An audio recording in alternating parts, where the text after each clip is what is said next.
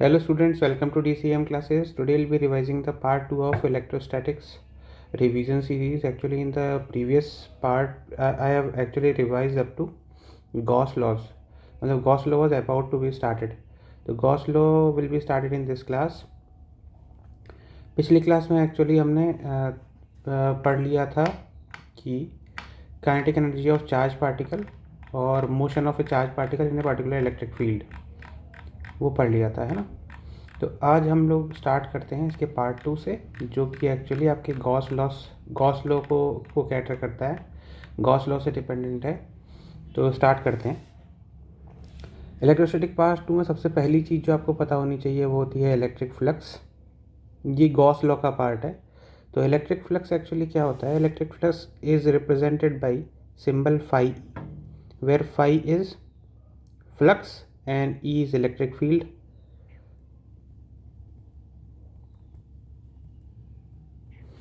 And this phi is flux. अब flux क्या होता है? इसी तरीके से मैग्नेटिक फ्लक्स अगर आपसे पूछा जाएगा तो उसको आप रिप्रेजेंट करोगे फाई बी।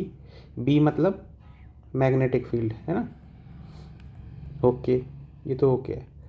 तो इलेक्ट्रिक फ्लक्स इज, अब electric flux is defined as phi E is equal to E dot D S. इसमें ई क्या है? What is E? E is the electric field and ds is what? Area vector.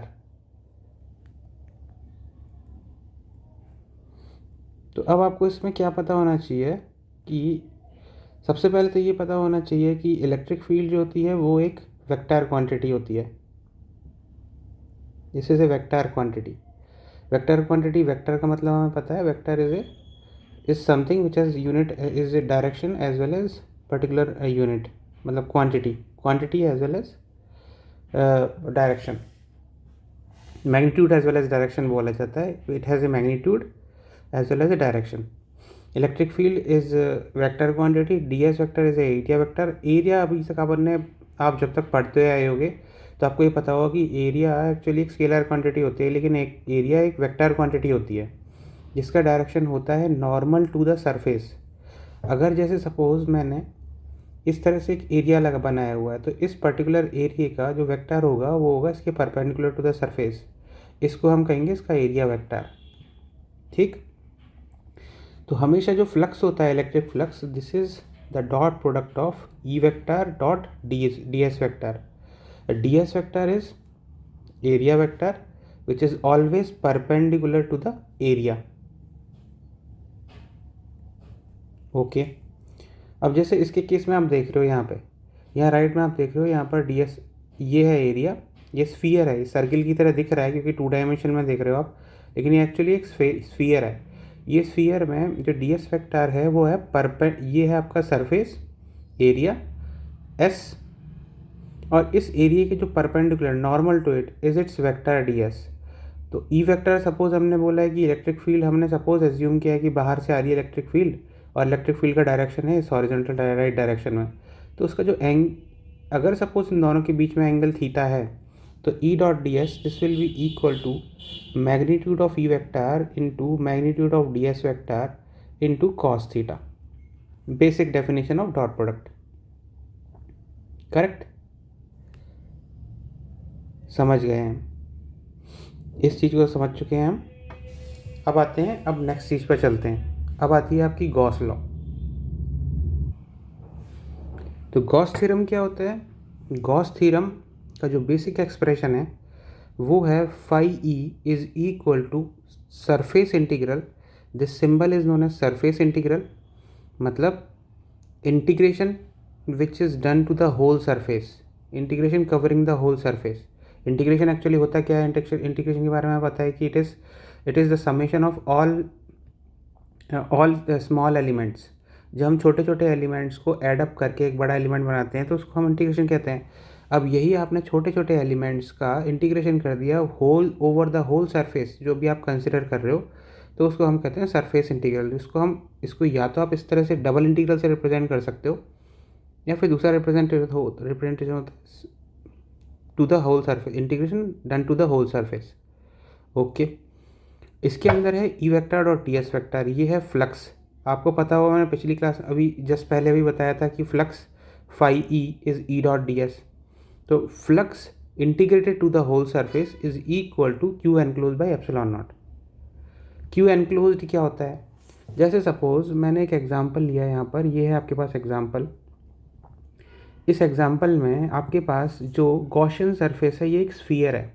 मान लीजिए इसके अंदर मैंने एक चार्ज रखा हुआ है Q1, और एक चार्ज Q1 है और एक और चार्ज है Q2।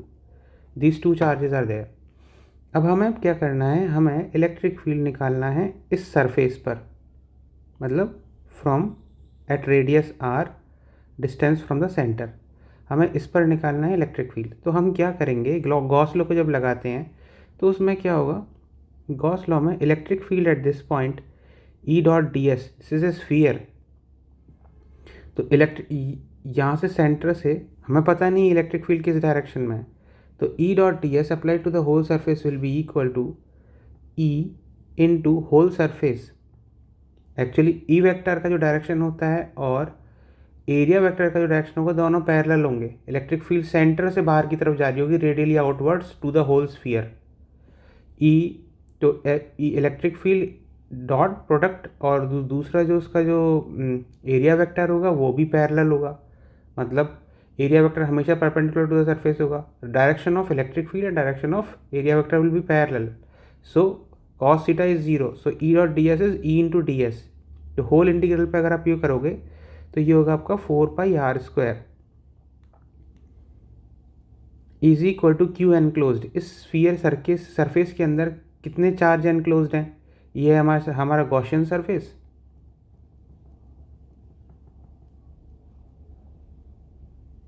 और इसके अंदर कितने चार्जेस हैं? Q1 plus Q2। तो दिस बाई एप्सिलॉन नॉट, ये है application of Gauss law to one example, है ना। और इसके आने वाले टाइम में अभी इसके बाद बहुत सारे और एग्जांपल्स देखेंगे एप्लीकेशन ऑफ गॉस लॉ में। तो ये गॉस लॉ समझ चुके हो, गॉस लॉ की एप्लीकेशन समझ चुके हो। अब हम इसकी एप्लीकेशंस पर चलते हैं। हाँ, तो application of Gauss theorem, the first application is electric field intensity due to infinite line charge. अब आपके पास क्वेश्चन में क्या है कि this is the infinite line charge, this is infinite, actually this has to be extended to the infinity up downwards, और upwards भी up to infinity जा रहा है ये, this is up to infinity. यहाँ पर सबसे पहली चीज़ तो आती है, अब आपको इलेक्ट्रिक फील्ड क्या निकालनी है, इलेक्ट्रिक फील्ड निकालनी है at a point R, at a point suppose P, at this point due to this infinite line charge. सबसे पहली चीज़ क्या है कि सबसे पहले तो आपको इसमें गॉस लॉ लगानी है, तो गॉसियन सरफेस आइडेंटिफाई करना पड़ेगा। गॉसियन सरफेस आइडेंटिफाई करने के लिए अब आपको एक वेग आइडिया हो गया होगा कि गॉसियन सरफेस में ई डॉट डी एस, अगर आपकी ई वेक्टर और जो एरिया वेक्टर है, गॉसियन सरफेस का जो एरिया वेक्टर है वो और इलेक्ट्रिक फील्ड का जो वेक्टर है वो अगर पैरेलल होते हैं, तो आपका गॉसियन सरफेस इन दोनों में कॉस थीटा कंपोनेंट को ज़ीरो कर देता है, कॉस थीटा कंपोनेंट को 1 कर देता है, क्योंकि थीटा 0 होता है। तो हमेशा ये याद रखिए कि जब भी आप लोग गॉसियन सरफेस बनाओगे तो उसमें आपका जो गॉस सरफेस होना चाहिए वो होना चाहिए a surface which is for which the area vector is parallel to the electric field. अब मैं बताता हूँ आपको इस केस में कैसे होगा ये चीज़। इसके केस में आपके पास चार्जेस हैं, चार्जेस इस साइड भी हैं और इस साइड भी हैं, दोनों साइड हैं। तो इसमें क्या होगा, इलेक्ट्रिक फील्ड की डायरेक्शन देखते हैं सबसे पहले। तो इलेक्ट्रिक फील्ड के जो डायरेक्शंस होंगे, इस साइड होगा ऐसे ऐसे,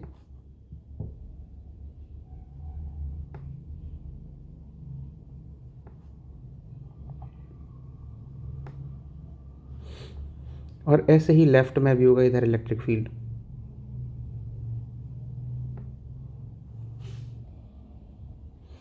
तो इलेक्ट्रिक फील्ड के डायरेक्शन मैंने डिफाइन कर दिए हैं, ये हैं चार्जेस हैं, पॉइंट चार्जेस। पॉइंट चार्जेस अपने से अवे इलेक्ट्रिक फील्ड देते हैं, ये आपने पहले पढ़ चुका है। इलेक्ट्रिक फील्ड का डायरेक्शन होगा लेफ्ट में लेफ्ट, अपोजिट राइट में राइट की तरफ। अब आपको एक ऐसा सरफेस, ये एक्चुअली आपकी तरफ भी आता हुआ होगा इलेक्ट्रिक फील्ड का डायरेक्शन, लेकिन आप इसको देख नहीं पा रहे हो क्योंकि 2D है फिगर, 3D होता तो आप देख लेते। इलेक्ट्रिक फील्ड आपकी तरफ भी आ रही है और अंदर भी जा रही है। पूरे 360 डिग्रीज पे, पूरे सर्कुलरली जा रही है। तो अभी क्या होगा कि इसमें जैसे इधर भी जा रही है इलेक्ट्रिक फील्ड और ऐसे भी जा रही है इलेक्ट्रिक फील्ड, ऐसे भी जा रही है इलेक्ट्रिक फील्ड अंदर की तरफ, है ना। तो अब इसमें क्या करोगे, जब आप गॉसियन सरफेस बनाओगे तो गॉसियन सरफेस आपका ऐसा होगा जो कि इसके परपेंडिकुलर है। मतलब सरफेस आपका कुछ इस तरीके से होगा और उस सरफेस को, तो आपका जो सरफेस होगा गॉसियन सरफेस वो होगा perpendicular to the electric field. Perpendicular to the electric field बनाओगे तो आपका ये ऐसा होगा सिलेंड्रिकल, है ना। पूरा सर हमेशा इलेक्ट्रिक फील्ड और एरिया वेक्टर, इलेक्ट्रिक फील्ड के परपेंडिकुलर एरिया, और यानी कि एरिया वेक्टर और इलेक्ट्रिक फील्ड का वेक्टर दोनों आपस में पैरेलल हैं, 0 डिग्री बना रहे हैं। इसका एरिया वेक्टर हो गया ये, और इलेक्ट्रिक फील्ड का वेक्टर भी इस डायरेक्शन में है, एंगल है 0। तो यहाँ पर अगर हम इसमें गॉस लॉ लगाएंगे तो गॉस लॉ को यूज़ करेंगे तो इस surface integral E dot D S which will be equal to E into 2πr into L. अगर मैंने ये वाली हाइट आपको एल दे रखी है तो सपोज मैंने जो गॉसियन सरफेस का जो लेंथ लिया है ये है L.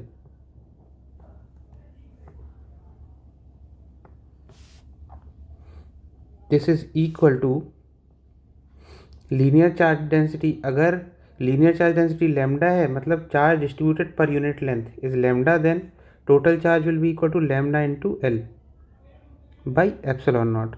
Inside this Gaussian surface lambda into L charge present है। तो अगर आप इसको सॉल्व करोगे तो एल एल कैंसिल हो गया आपका, तो ई इज इक्वल टू आ गया lambda by 2 epsilon naught into R. This is this thing.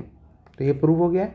ऐसे आप गॉस लॉ को अप्लाई करते हो। अगर आप चाहो तो इस रिज़ल्ट को याद कर सकते हो, और नहीं तो इस रिज़ल्ट को आप ऑन द स्पॉट डिराइव भी कर सकते हो, लेकिन रिमेंबरिंग इज़ प्रेफर्ड, क्योंकि अगर आपको जेईई मेन में जल्दी प्रॉब्लम सॉल्व करना है तो फॉर्मूले को याद रखना चाहिए। और वैसे तो गॉस लॉ की एप्लीकेशन में परफेक्ट होनी चाहिए गॉस लॉ की एप्लीकेशन में। फिर अब नेक्स्ट एग्जांपल देखते हैं। Second example is the application of Gauss law is electric field near infinite plane sheet of charge. Electric field near infinite plane sheet of charge is given as E is equal to sigma by 2 epsilon naught, where sigma is the surface charge density. अब आपको electric field due to infinite plane sheet of charge निकालना है। This is your infinite plane sheet of charge, है ना। ये charge आप इसमें ये समझ लो कि चार्ज दोनों साइड डिस्ट्रीब्यूटेड है, यहाँ इस राइट साइड में भी और इसके बैक साइड में भी चार्ज दोनों साइड में डिस्ट्रीब्यूटेड है। तो यहाँ पर आप एक गॉसियन सरफेस बनाओगे। This is your Gaussian surface, Gaussian surface. क्यों मैंने ऐसा ही क्यों बनाया, क्योंकि एक्चुअली में मुझे पता है कि इलेक्ट्रिक फील्ड यहाँ से इस प्लेन से राइट में जा रही होगी, और सिमिलरली उस पीछे भी चार्ज है तो वहाँ से भी लेफ्ट में जा रही होगी इलेक्ट्रिक फील्ड। तो इलेक्ट्रिक फील्ड का डायरेक्शन एक्चुअली ये है। तो अब मुझे क्या करना है, एक ऐसा गॉसियन सरफेस, ऐसा सरफेस बनाना है जो कि इसके एक्चुअली इस एरिया वेक्टर पैरेलल होता है इलेक्ट्रिक फील्ड के। तो मैंने ये गॉसियन सरफेस बनाया है। ये सिलेंडर मैंने इसलिए दिखाया क्योंकि इसकी यहाँ पर क्या होगा कि यहाँ पर इलेक्ट्रिक फील्ड इस डायरेक्शन में है और इसका जो एरिया वेक्टर है वो इस डायरेक्शन में, दोनों के बीच में एंगल 90 डिग्री है। तो ये जो इंटीग्रल होगा, सरफेस इंटीग्रल, वो इन दोनों का 0 हो जाएगा। इसका एरिया वेक्टर ऊपर है, दिस इज ई वेक्टर, तो E vector dot D S vector will be equal to 0 because cos 90 is 0। Okay, ठीक है। अब इसको अप्लाई करते हैं गॉस लॉ को। तो गॉस लॉ अगर हम एक साइड में अप्लाई करेंगे तो सेम चीज़ लेफ्ट साइड में भी होगी। तो गॉस लॉ जब आप अप्लाई करोगे तो यहाँ पर सरफेस इंटीग्रल क्या होगा आपका, वो होगा ई इंटू, अगर इसकी रेडियस मैंने आर मान ली, दिस रेडियस इज आर, तो E into pi are square. Similarly E into इधर plus E into pi are square, इसकी भी रेडियस सेम है, pi are square is equal to total charge enclosed. Charge enclose, अब हम charge enclose हमें कौन सा लेना है, जो कि इस गॉसियन सरफेस के अंदर हो। गॉसियन सरफेस के अंदर जो चार्ज होगा वो होगा ये। एरियल चार्ज डेंसिटी सिग्मा दी हुई है, इसका एरिया है पाई आर स्क्वायर, है ना, क्योंकि इसकी रेडियस आर है। तो this charge enclose will be equal to sigma into pi are square upon epsilon naught. इसके अंदर जो चार्ज, अगर आप ये नहीं समझ पाए हो तो ये समझ लेना, इसके अंदर जो चार्ज है ये वाला चार्ज लेना है हमें जो शीट में है। चार्ज बाहर तो है नहीं, शीट में है, तो इसके अंदर जो चार्ज है वो इस एरिया के अलॉन्ग ही फैला हुआ है, तो इसलिए चार्ज है sigma into pi are square. Surface charge density का मतलब तो आपको पता ही होगा कि चार्ज पर यूनिट एरिया होता है वो। ओके, तो यहाँ पर क्या हो गया हमारे पास, E इंटू या फिर 2E pi are square is equal to sigma into pi are square by epsilon naught. Pi are square cancel, E is equal to sigma upon 2 epsilon naught. ये आपका प्रूफ हो चुका है। अब हम चलते हैं नेक्स्ट एग्जाम्पल पर। अब इसमें ही आप नए और एग्जांपल्स क्या क्या देख सकते हो, इसमें और स्पेशल केसेस आप ये देख सकते हो कि मान लो स्पेशल केस में कि अगर मान लो यहाँ पर राइट में एक और शीट होती, एक और शीट यहाँ पर प्रेजेंट होती जिसका नेगेटिव चार्ज था, तो उसकी इलेक्ट्रिक फील्ड उस इधर जा रही होती, इसकी इलेक्ट्रिक फील्ड भी जा रही होती, तो दोनों का सम होता sigma by 2 epsilon not plus sigma by 2 epsilon naught. तो ठीक है, इस तरह से इलेक्ट्रिक फील्ड निकालते हैं। तो अब नेक्स्ट एग्जांपल पे चलते हैं। Electric field and potential at any point on the axis of a uniformly charged ring.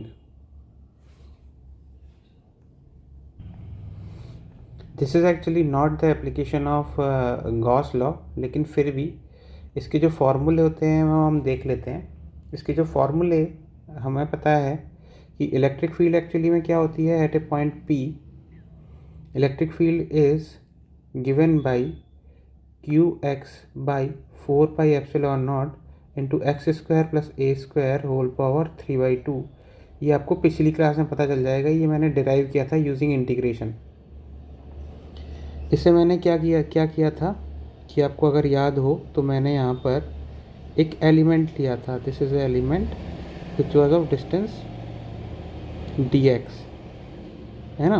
अब इसका क्या, ये क्या था, ये एट ए डिस्टेंस, ये था डी थीटा इसका एंगल था, और theta is the angle which it makes with x axis. ये लिया था हमने,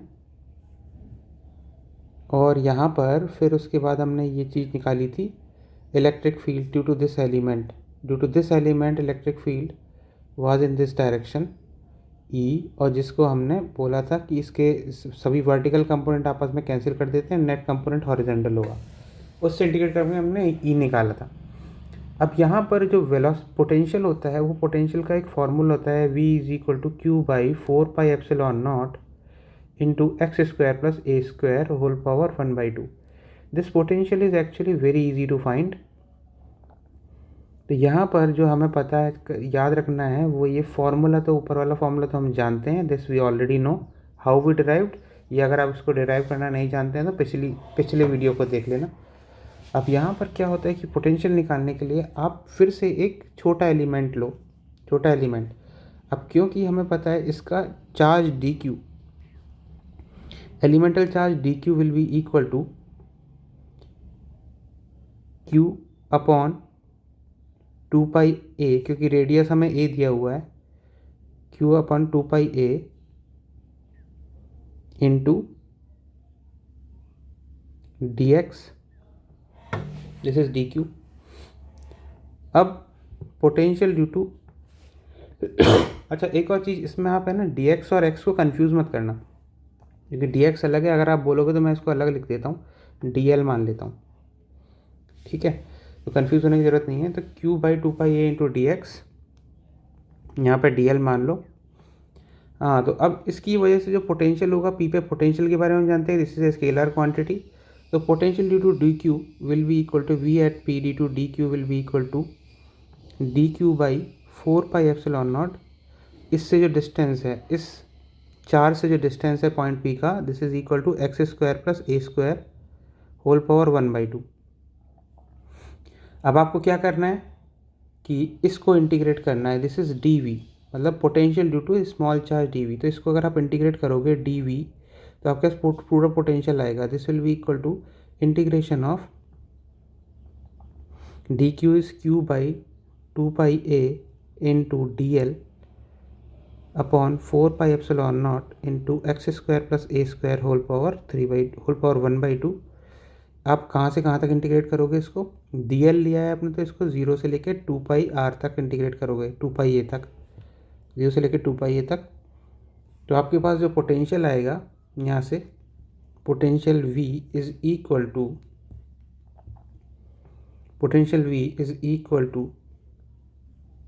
q by 2πa into 2πa upon 4πε0 into x² plus a² whole power 1/2। क्यों? क्योंकि q बाई 2πa और 4πε0 into x² plus a² whole power 1/2 ये तो पूरा कांस्टेंट वैल्यू है, क्योंकि dl से कोई चीज़ है ही नहीं, l वेरिएबल है, l तो वेरिएबल यहाँ पर इसमें कुछ है ही नहीं, तो ये कांस्टेंट वैल्यू है, ये इंटीग्रेशन के बाहर आ जाएगी। बस आप जब इसको इंटीग्रेट करोगे तो इंटीग्रेशन 0 to 2πa dl होगा, विच इज़ इक्वल टू 2πa। अगर आपको ये चीज़ नहीं समझ में आई तो आप मुझे कमेंट सेक्शन में भेज सकते हो, मैं आपको इंटीग्रेशन समझा दूंगा, इंटीग्रेशन कैसे आती है। तो potential will be equal to q by 4πε0 into x² plus a² whole power 1/2। This is proved. तो ये होती है electric potential at any point on the axis of a uniformly charge ring. अब नेक्स्ट एग्जांपल पर चलते हैं। Electric field and potential due to a charge spherical shell at an extreme point. Electric field, ये charge spherical shell है, मतलब shell का मतलब क्या होता है? शेल इज एक थिन शेल जिसके अंदर कुछ भी ना हो, खोखली बॉल, आप खोखली बॉल की तरह से समझ सकते हो उसको, जिसके अंदर कुछ भी ना हो, हॉलो बॉल।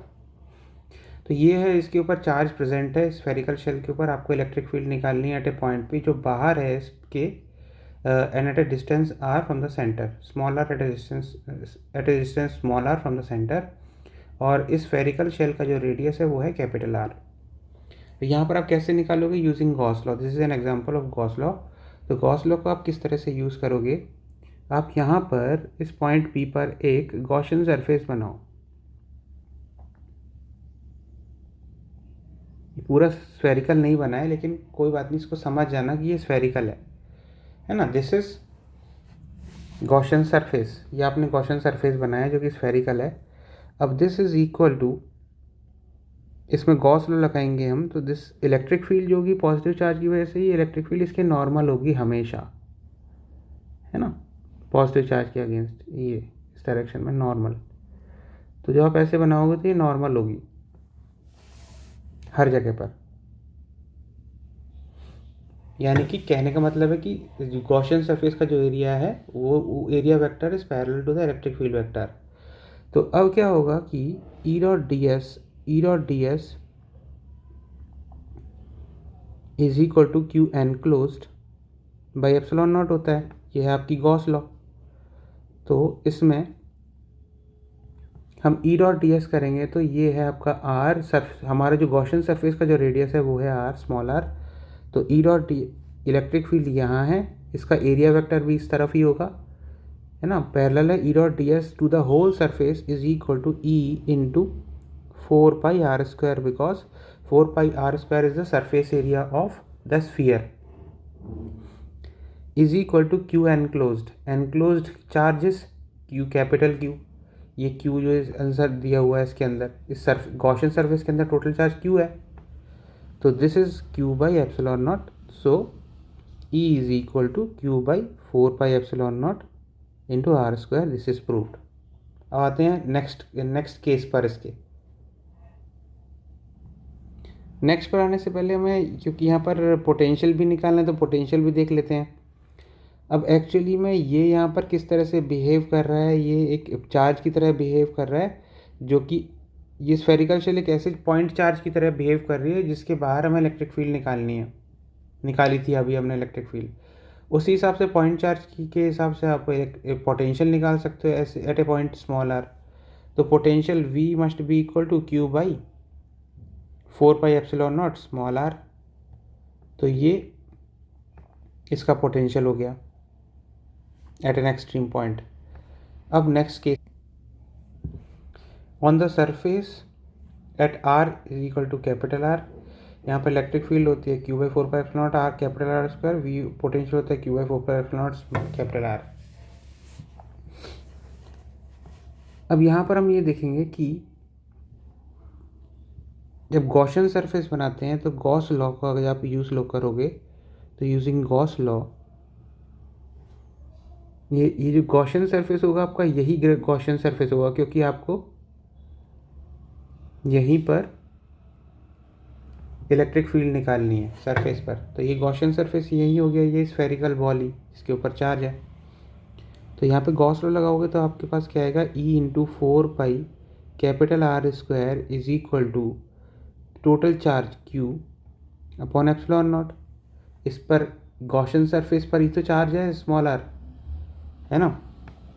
Q चार्ज इसी के ऊपर चार्ज, तो Q प्रेजेंट है।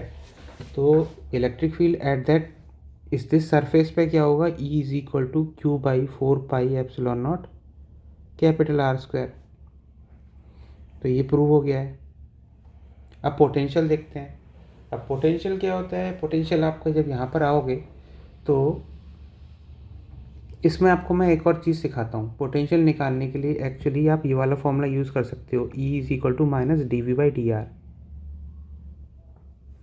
dV/dr क्यों, आप इसमें ये याद रखो कि potential at infinity is always consider to be zero. ठीक, तो यहाँ पर जब हम इसके केस में देखेंगे तो E is equal to, E तो हमें पता है इलेक्ट्रिक फील्ड इस वाले सरफेस पे क्या है, हमने अभी भी निकाल लिया है। तो this is equal to Q/4πε0 R square. This is equal to minus dV/dr. Minus dV will be equal to what? Minus of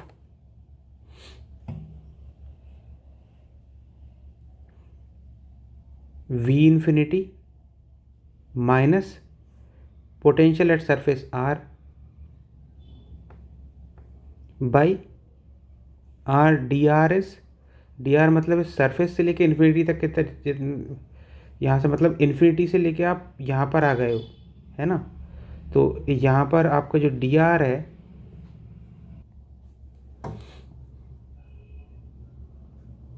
यहाँ पर इसका dV/dr ये वाला फॉर्मूला लगाने के लिए आपको सेंटर पर पोटेंशियल पता होना चाहिए, ये नेक्स्ट में पता चलेगा। तो आप इसमें क्या कर सकते हो, एक्चुअली पोटेंशियल निकालने के लिए आप ये समझ सकते हो कि potential is what, potential is defined as the work done in bringing the positive unit positive charge from infinity to that point. अब पोटेंशियल निकालने के लिए अब वर्क डन किसके अगेंस्ट हो रहा है, Q/4πε0 R स्क्वायर के इलेक्ट्रिक फील्ड के इंटू dr। यहाँ से इन्फिनिटी से लेके इस रेडियस तक आ रहे हो आप। तो this is the work done, क्योंकि वर्क डन आपको पता होना चाहिए कि this is actually E.ds force unit positive charge पर, this is the force 1 × E, Q × E is the force, force into ds is the displacement, this ds is the displacement, this is the work done. तो work done is infinity to R Q/4πε0 R square into dr।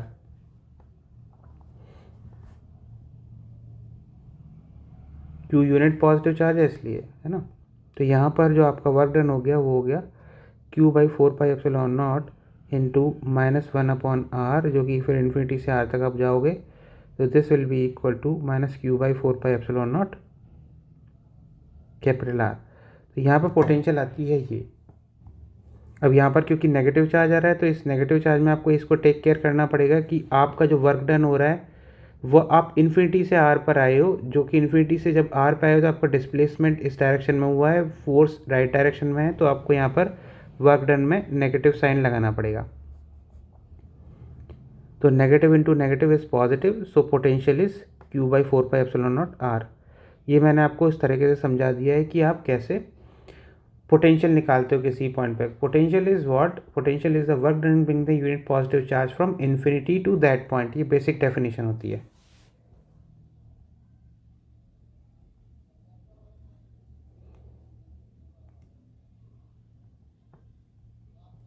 जो हमने पहले पढ़ी हुई है। अगर आपको इसकी समझ में नहीं आया हो तो आप इसको पहले एक बार रेफ़र कर लो, बेसिक डेफिनेशन समझाई हुई है।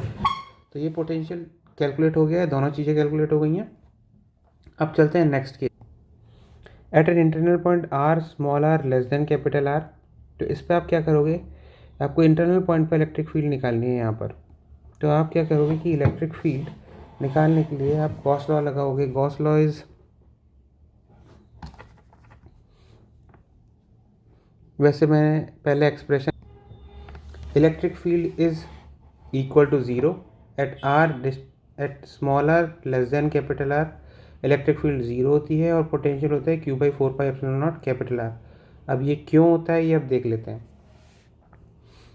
यहाँ पर जो आप देखोगे तो यहाँ पर जो आपका जो गॉसियन सरफेस बनेगा, क्योंकि आपको स्मॉल आर डिस्टेंस पर निकालनी है इलेक्ट्रिक फील्ड, इसलिए जो आपका गॉसियन सरफेस बनेगा वो ये बनेगा। This is your Gaussian surface.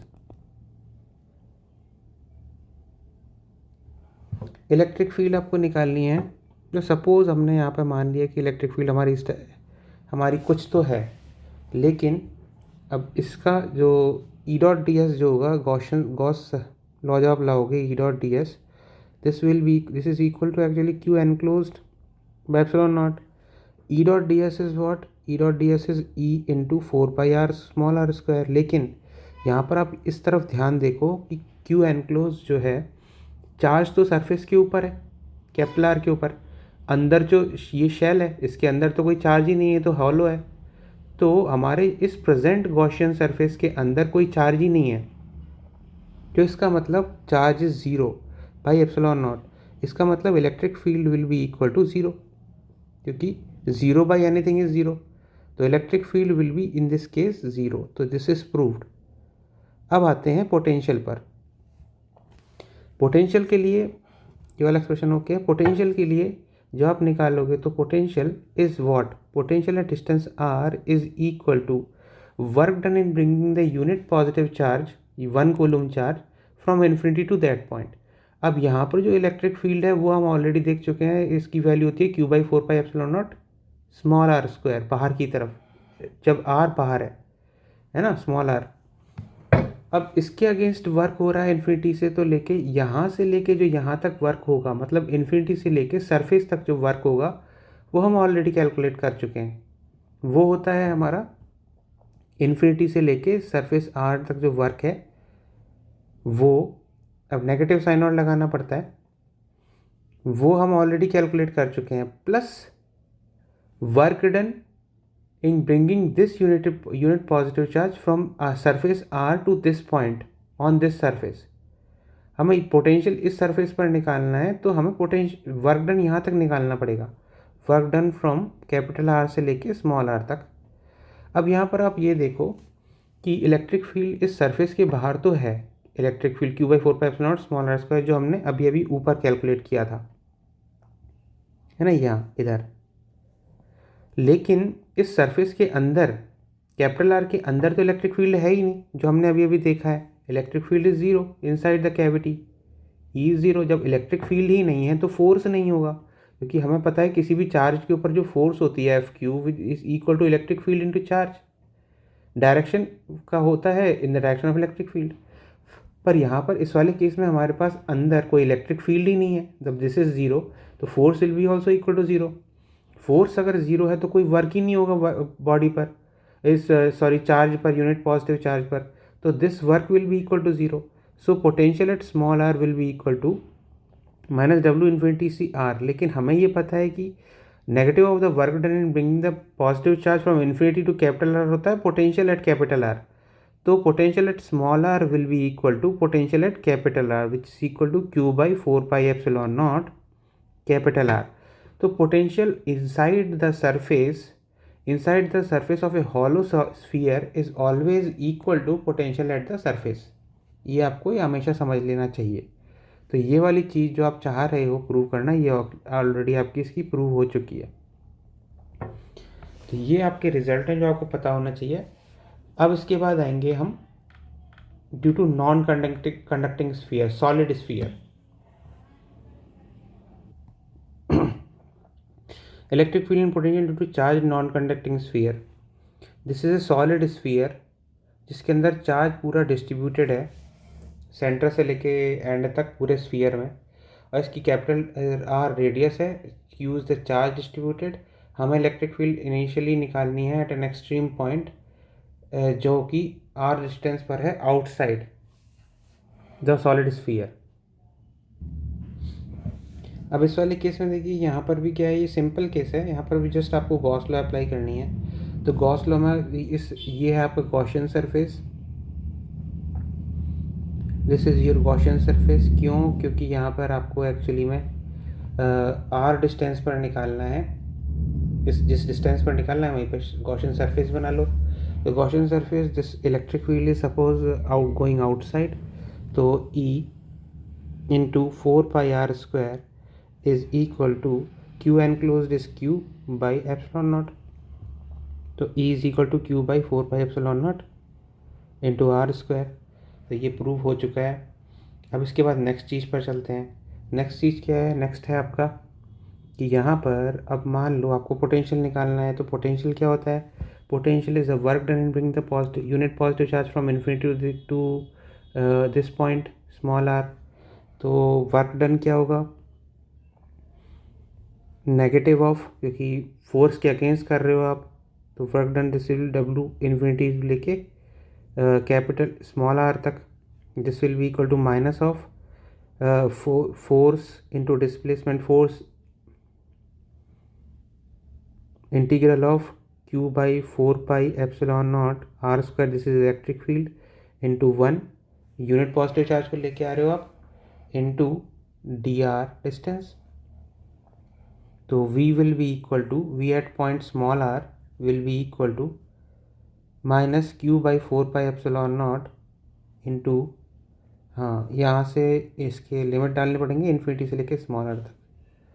तो 1/r इन्फिनिटी से लेके r तक, तो नेगेटिव ऑफ माइनस 1/r आएगा। तो यहाँ पर negative of this will be equal to Q by 4π into small r। This is the potential at r। तो ये आपका प्रूव हो चुका है।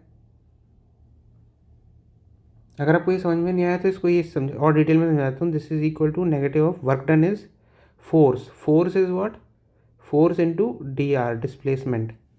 अगर आप यहाँ से इन्फिनिटी से dr डिस्प्लेसमेंट के लिए डिस्प्लेस कर रहे हो, फोर्स क्या है आपकी? फोर्स है राइट डायरेक्शन में डिस्प्लेसमेंट के अगेंस्ट, और इसकी वैल्यू इज, दिस फोर्स की वैल्यू है इलेक्ट्रिक फील्ड इंटू Q।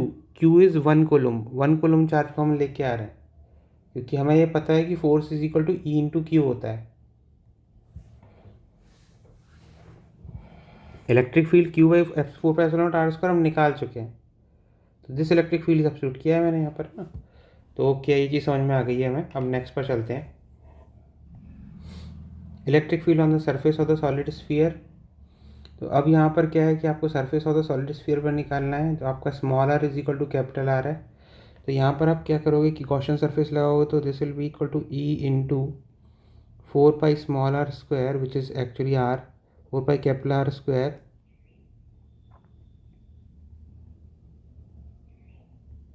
ये गॉस लॉ है, अगर आप भूल गए हो तो इसलिए लिख रहा हूँ मैं, ये हमेशा याद रहनी चाहिए।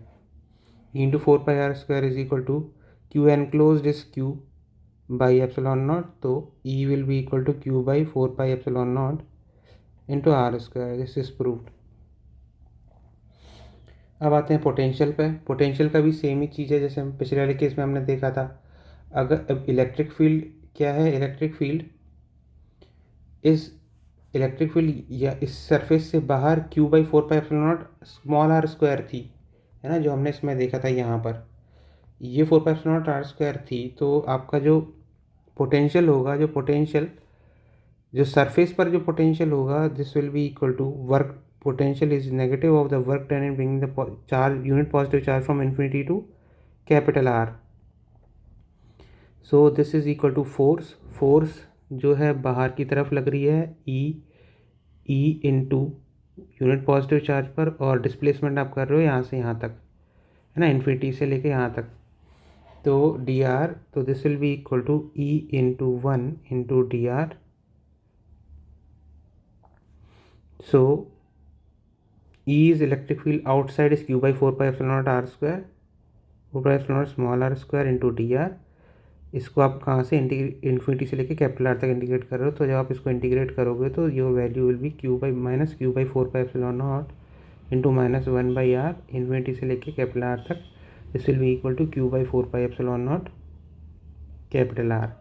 तो पोटेंशियल आपका प्रूव हो चुका है, this potential is Q by 4πε0, ये वैल्यू आ गई है। अब नेक्स्ट केस पर चलते हैं। Centre inside the shell, inside the sphere, side the solid sphere. आपको एक्चुअली में ये गॉसियन सरफेस बनाना है, क्योंकि स्मॉल आर डिस्टेंस पर आपको इलेक्ट्रिक फील्ड निकालनी है। इलेक्ट्रिक फील्ड हम एज्यूम कर लेते हैं इस डायरेक्शन में है, तो गॉसियन लॉ से हमारी E dot D S is equal to Q enclosed by epsilon naught होता है। तो E dot D S will be equal to E into 4π small are square Q enclosed. अब क्यू एनक्लोज्ड निकालने में actually हमारा जो Q total charge Q is distributed for, या मैं ऐसे बोल सकता हूँ 4/3πr³ which is the volume of the sphere, solid sphere contains charge Q. तो charge inside 4/3π small R cube will be equal to Q by 4/3π capital R cube into 4/3π small R cube. This is cancelled, तो आपका जो charge होगा वो charge क्या होगा, this is equal to Q small R cube by capital R cube. ये है आपका charge inside the Gaussian surface.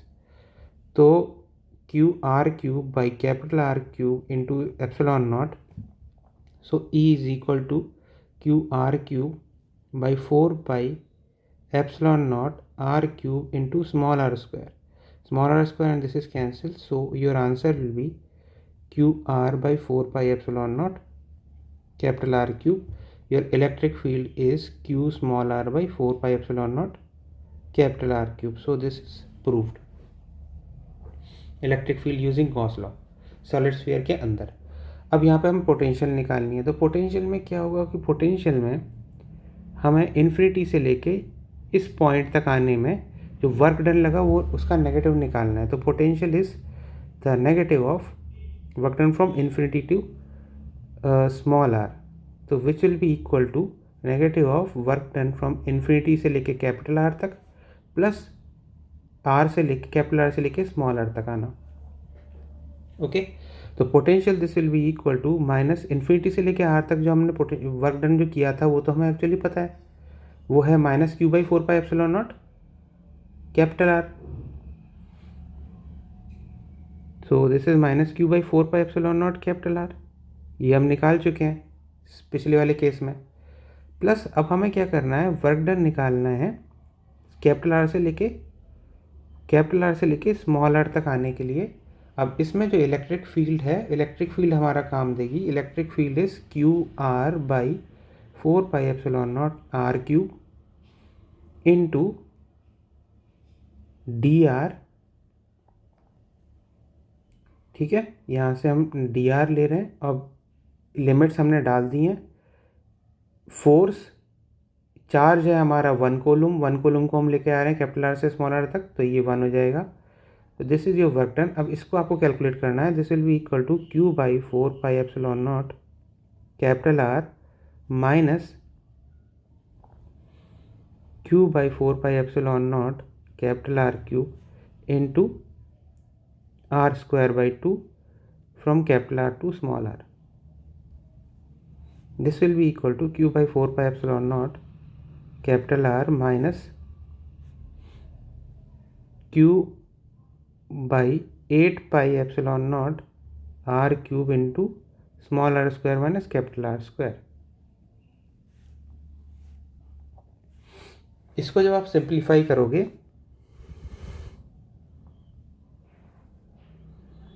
Q by 4π epsilon naught are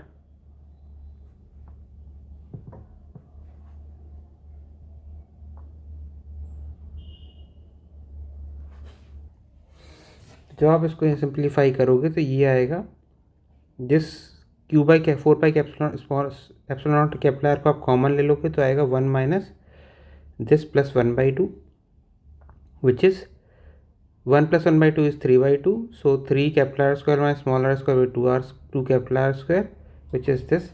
So potential आपका यहाँ पर प्रूव हो चुका है. तो इस तरह से आप पोटेंशियल निकालते हो inside the sphere, inside the shell. तो inside the sphere, this is not a shell, this is a solid sphere. तो ये फॉर्मूले अगर आप याद कर लेते हो तो आप रेडीमेडली इसको यूज़ कर लोगे. अगर आप नहीं याद करोगे तो डिराइव करना पड़ेगा. दोनों ही चीज़ें आपको आनी चाहिए कि किस तरह से आप इसको गॉस लॉ को अप्लाई करते हो. This is your Gauss law. Gauss law की एप्लीकेशन अगर आप सीख गए होगे. अब इसमें आप एक और स्पेशल केस ये देख सकते हो कि स्पेशल केस क्या है कि एट द सेंटर, अगर आपको at the centre electric field निकालना है तो एट द सेंटर पे क्या होगा, small r is equal to zero होगा, है ना. तो small r is equal to zero होगा तो आपकी जो इलेक्ट्रिक फील्ड होगी वो तो electric field is equal to zero हो जाएगा. E is equal to zero, क्योंकि इलेक्ट्रिक फील्ड का जो एक्सप्रेशन तो ये था. और अगर आपको पोटेंशियल निकालना है तो potential will be equal to Q into 3 capital R square by 8 pi epsilon naught capital R cube. This is cancel this. तो 3 Q by 8 pi epsilon naught r is the potential at the centre.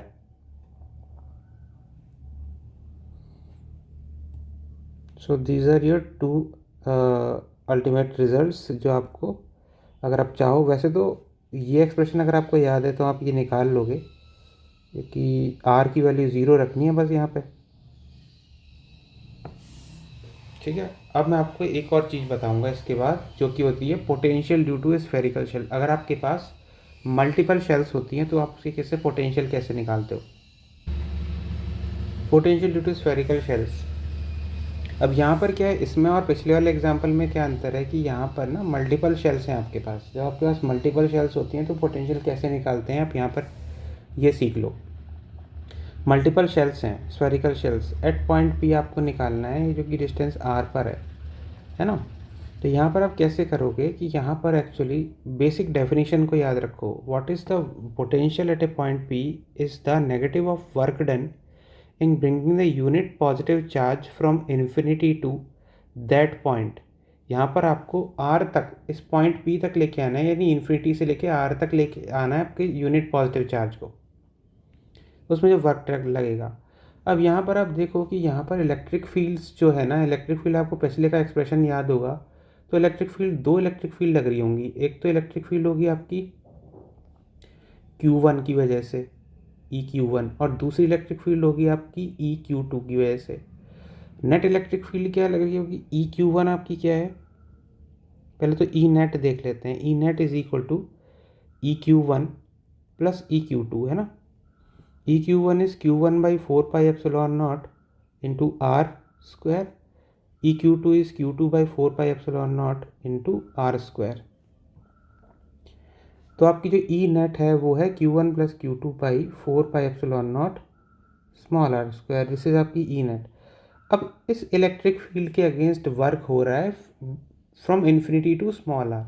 जब ये है potential, तो this will be equal to minus of electric field E net into charge Q1, this is the force, into displacement is dr. इसको आप infinity से लेके R तक integrate करोगे तो potential will be equal to minus of infinity से लेके R तक Q1 plus Q2 by 4 pi epsilon naught into small are square into dr. तो this is equal to Q1 plus Q2 constant है, Q1 plus Q2 बाहर आ जाएगा, by 4 pi epsilon naught into integral 1 by R square dr from infinity लेके small R. This is equal to minus of Q1 plus Q2 by 4 pi epsilon naught into minus 1 by r, infinity से लेके are. तो आपकी value क्या हो गई, Q1 plus Q2 by 4 pi epsilon naught small are. तो ये है आपका पोटेंशियल जो कि आपका प्रूव हो चुका है. This is your potential. अब इसमें हमेशा मैंने जो ये चीज़ की है इसको हमेशा आप याद रखना कि potential is the work done in bringing the unit positive charge from infinity to उस पॉइंट पर, infinity to that point at which want to find the potential. Okay, ठीक है। तो फिर अब चलते हैं नेक्स्ट। अब देखिए यहाँ पर क्या है कि आपको पोटेंशियल निकालना है between at a point between A and B, inner circle और बाहर सर्किल के बीच में एक पॉइंट पर। तो यहाँ पर आपको क्या देखना पड़ेगा, पोटेंशियल वर्क डन, मतलब ये स्फेरिकल शेल्स हैं, बाहर तो जो इलेक्ट्रिक फील्ड होगी वो दोनों का नेट होगा, अंदर वाले चार्ज की स्फेरिकल शेल की वजह से, बाहर की तरफ से। तो पोटेंशियल होगा वो होगा, मतलब potential will be equal to minus of work done from infinity to capital R E net के अगेंस्ट, जो हमने ऊपर देखा है, plus work done from capital R से लेके स्मॉल आर तक, या इस केस में देखा जाए तो लेके कैपिटल इन्फिनिटी से लेके बी तक, और कैपिटल आर से लेके और यहाँ पर बी से लेके फिर आर तक, है ना। ये है हमें वर्क डन निकालना है। अब हमने ये ऑलरेडी देख चुका है कि this is minus of work done from infinity से लेके बी तक, जो ऐसे केस में होता है वो ये वाला केस था बी तक आने में,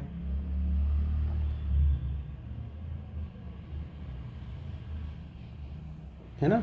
मतलब स्मॉल आर तक आने में जो वर्क पोटेंशियल था वो ये था Q1 plus Q2 by 4 pi small are. तो इस सरफेस तक आने में हमें कितना पोटेंशियल लगेगा, वो होगा दिस वर्क डन,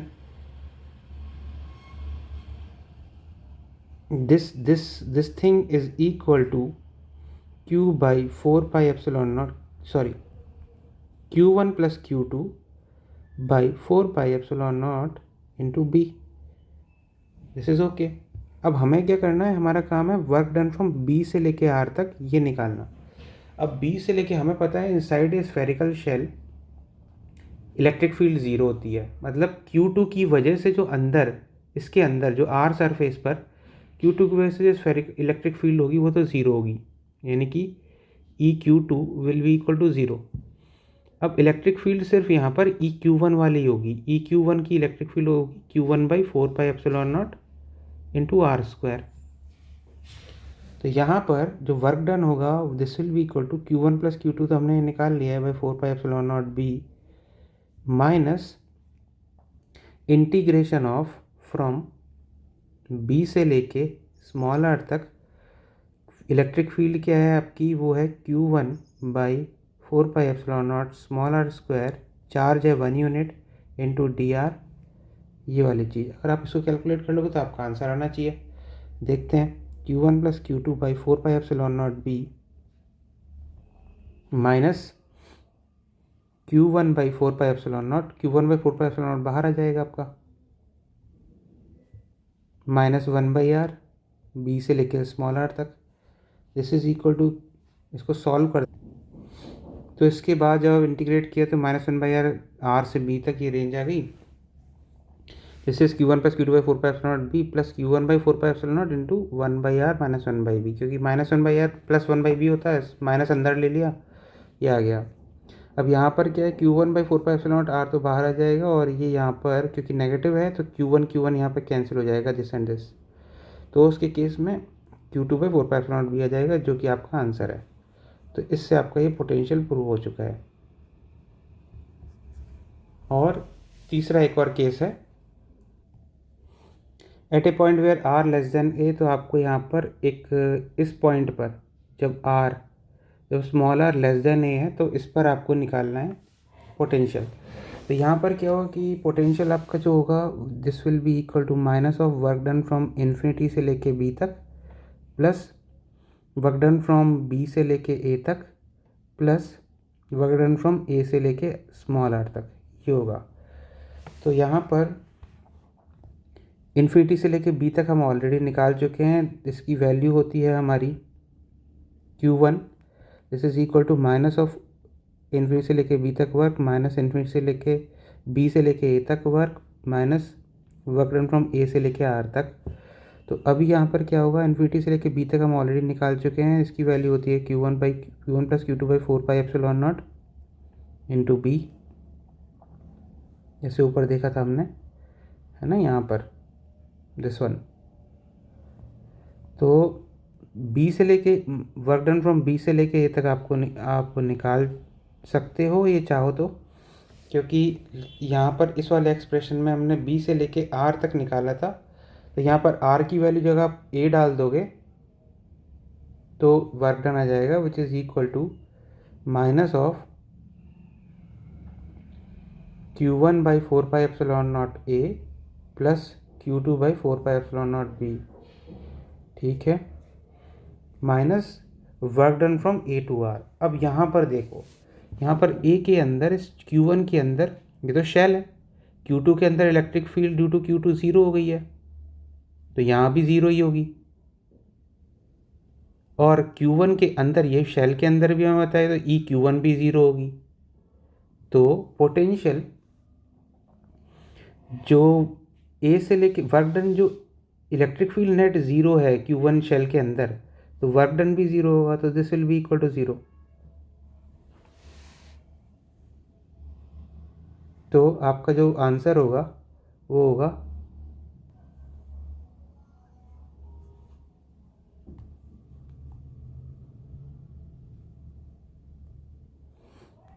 एक्चुअली जो हमने जो वर्क डन निकाला था, ये नेगेटिव ऑफ इन्फिनिटी से लेके जो ए तक निकाला था, ये तो हमने पहले निकाल चुका है।